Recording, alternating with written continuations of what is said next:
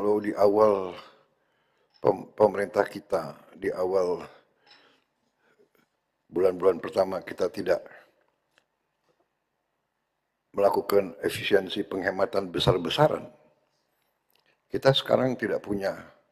Ya kita akan punya, tapi kita tidak sekuat sekarang. Ya saya dapat laporan dari Menteri Keuangan, sisa anggaran yang bisa kita hematkan cukup besar, dan di sana sini masih juga ada pihak-pihak dari pemerintah kita sendiri yang kurang cepat bergerak. Ya, terlalu banyak menghamba kepada peraturan. Peraturan dibuat oleh manusia. Kalau peraturan yang tidak menguntungkan bangsa dan rakyat, peraturan itu harus segera kita rubah. Saya ulangi, kalau peraturan apapun, peraturan menteri, apalagi yang di bawah itu, ya, perpres sekalipun, undang-undang sekalipun, yang tidak sesuai dengan Undang-Undang Dasar 1945, ya, kita tidak boleh ragu-ragu. Undang-Undang Dasar 1945 jangan jadi mantra. Saya ingatkan, khususnya di bidang kehidupan sehari-hari, berarti pasal 33 itu yang menyangkut kehidupan ekonomi, saya minta ditayangkan ya. Ini sekali lagi, untuk kesekian ratus kali saya tekankan. Ini sudah jelas sekali, perekonomian disusun sebagai usaha bersama berdasar atas azas kekeluargaan. Tidak boleh ada korporasi yang mengalahkan negara. Kita butuh korporasi, kita butuh dunia usaha swasta. Tapi dia tidak boleh mengatur negara dan mengalahkan negara. Dua, cabang-cabang produksi yang penting bagi negara dan yang menguasai hajat hidup orang banyak dikuasai oleh negara. Bumi dan air dan kekayaan alam yang terkandung di dalamnya dikuasai oleh negara dan dipergunakan untuk sebesar-besar kemakmuran rakyat. 4.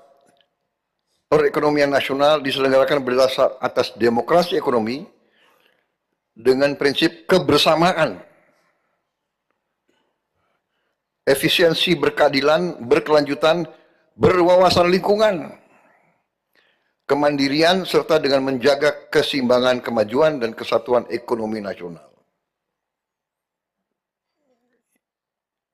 Yang kelima, ketentuan lebih lanjut mengenai pelaksanaan pas diatur dalam undang-undang. Jadi, sekali lagi, semua peraturan, semua produk-produk hukum yang tidak sesuai dengan pasal 33 ini, kita harus berani kita tinggalkan dan kita rubah. Haluan kita harus mengacu kepada Undang-Undang 1945 pasal 33. Saya sudah pelajari beberapa konstitusi negara-negara lain. Mereka semua punya semacam ini. Malah lebih keras lagi. Dan mereka yang melaksanakan ini ekonominya benar-benar drastis meningkat. Jadi tadi memang saya tidak terlalu banyak mau bombastis ya. Tapi mungkin perlu diketahui ya, rakyat juga mungkin kita sudah ambil tindakan-tindakan tegas. Pemerintah sudah 4 juta hektar sudah kita kuasai kembali, kita cabut. Dan tahun ini Menteri Kehutanan dan ATR Badan Pertanahan selama tahun ini tidak ada satupun izin yang dikeluarkan. atau diperpanjang. Tidak ada satupun. Apakah itu HTI, HPH, apakah itu perpanjangan, dan juga Menteri SDM, tidak ada satupun iup dan sebagainya yang dikeluarkan.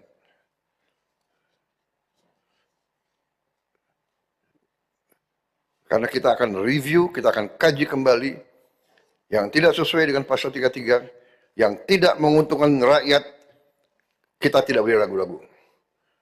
Kita tidak akan teruskan.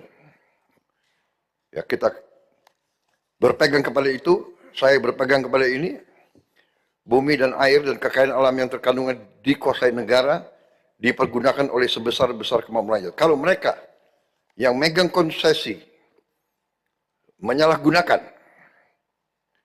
dia ambil keuntungan, tapi keuntungannya dibawa ke luar negeri dan tidak ditaruh di dalam negeri, itu merugikan kepentingan nasional dan kepentingan rakyat Indonesia.